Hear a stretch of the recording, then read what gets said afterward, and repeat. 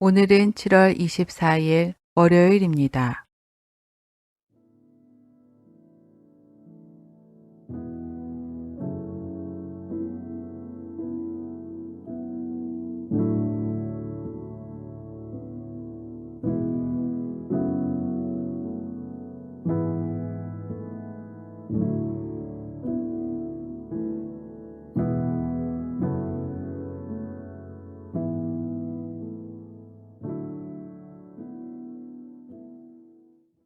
자리에 편하게 앉으셔서 머리끝에서 발끝까지 몸을 살피시고 혹시 긴장된 부분이 있으면 부드럽게 풀어줍니다.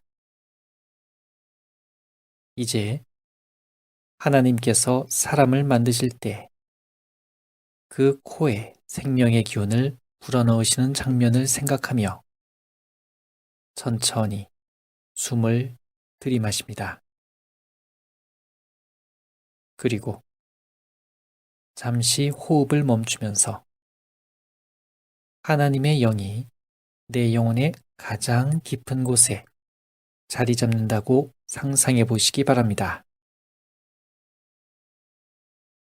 이제 천천히 내 영혼에 있는 모든 것을 하나님 앞에 내어 놓는다는 마음으로 날숨을 쉬기 바랍니다.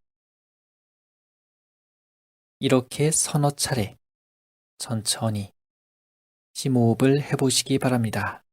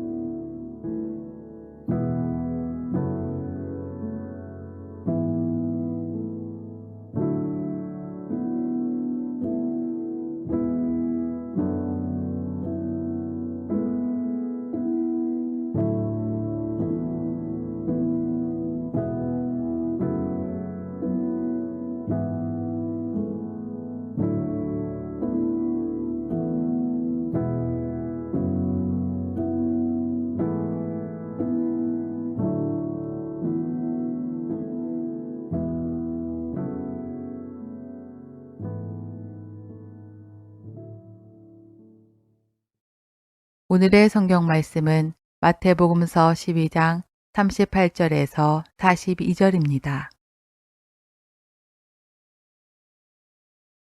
그때 율법학자들과 바리새파 사람들 가운데 몇 사람이 예수께 대답하여 말하였다.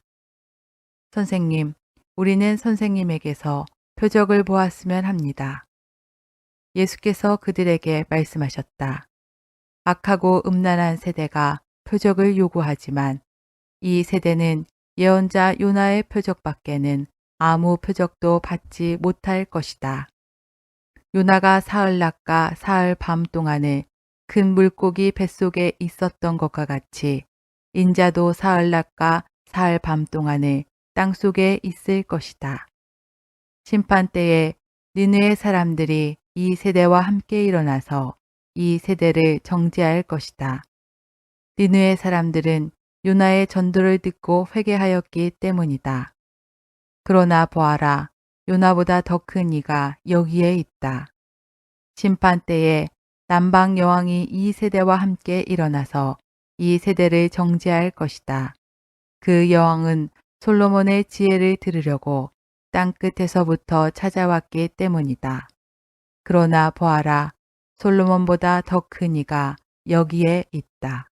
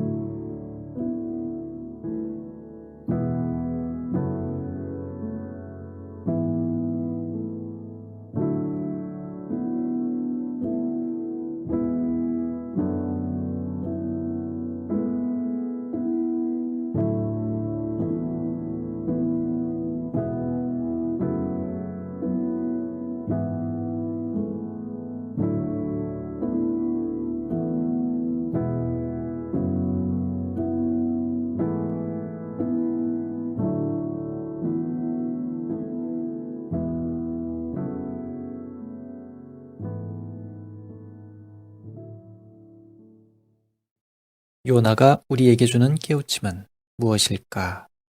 곰곰이 생각해 봅니다.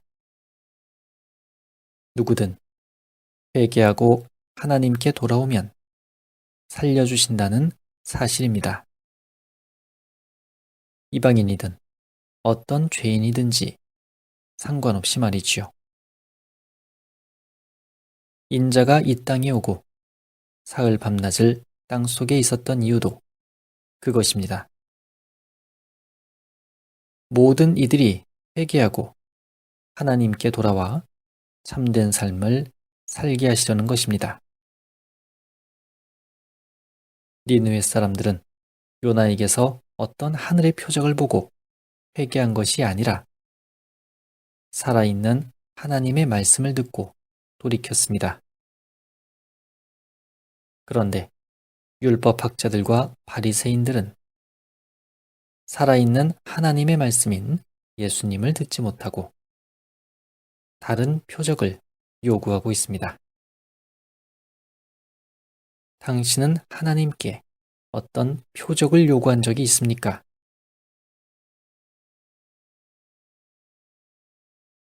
그랬다면 그 이유는 무엇이었을까요?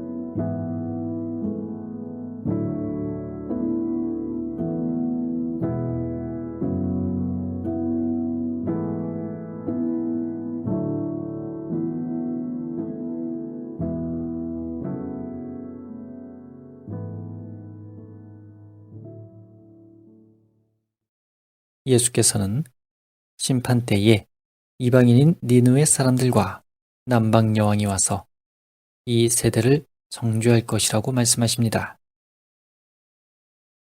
자신들의 신앙에 대해 하늘을 치솟는 자부심을 갖고 있던 유대 종교 지도자들과 바리새인들에게 이 말씀이 어떻게 들렸을까요?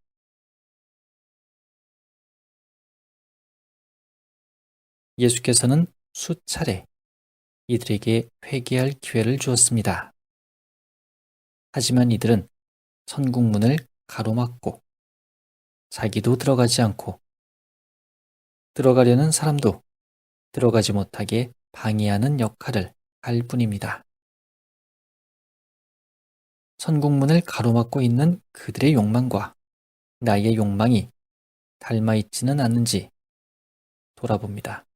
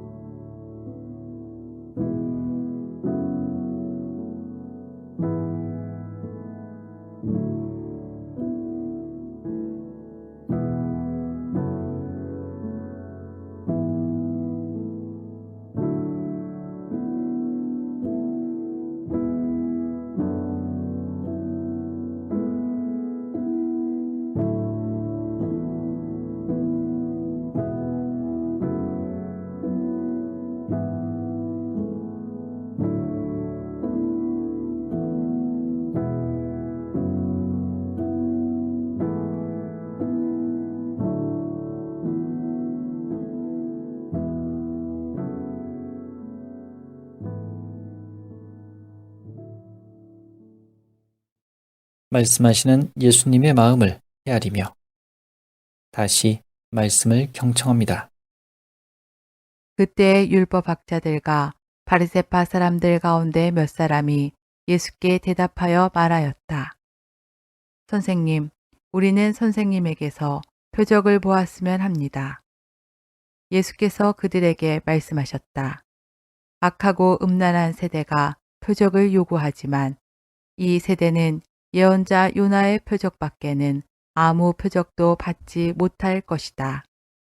요나가 사흘낮과 사흘 밤 동안에 큰 물고기 뱃속에 있었던 것과 같이 인자도 사흘낮과 사흘 밤 동안에 땅속에 있을 것이다. 심판 때에 니느의 사람들이 이 세대와 함께 일어나서 이 세대를 정죄할 것이다. 니느의 사람들은 요나의 전도를 듣고 회개하였기 때문이다. 그러나 보아라, 요나보다 더 큰 이가 여기에 있다. 심판 때에 남방 여왕이 이 세대와 함께 일어나서 이 세대를 정죄할 것이다. 그 여왕은 솔로몬의 지혜를 들으려고 땅 끝에서부터 찾아왔기 때문이다. 그러나 보아라, 솔로몬보다 더 큰 이가 여기에 있다.